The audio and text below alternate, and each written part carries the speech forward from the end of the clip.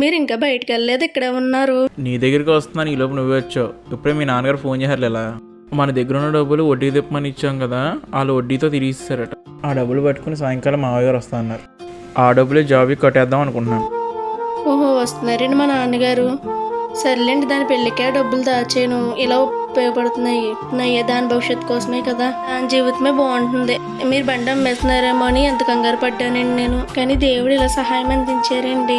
మంచి చేసే వాళ్ళకి ఎప్పుడు మంచి జరుగుతుందండి. మీలాంటి కష్టపడే మనిషికి మంచి చేశాడండి దేవుడు. ఈ వీడియో మీకైతే నచ్చిందని అనుకుంటున్నాము. నచ్చితే తప్పకుండా లైక్ చేసి ఫాలో చేయడం మర్చిపోద్దండి.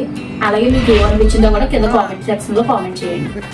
మీరు కనుక ఫస్ట్ టైం చూస్తున్నట్లయితే మా ఛానల్లో ఈ వీడియో ఫస్ట్ కూడా చూస్తే మీకు అర్థమవుతుంది కాన్సెప్ట్ ఏంటని.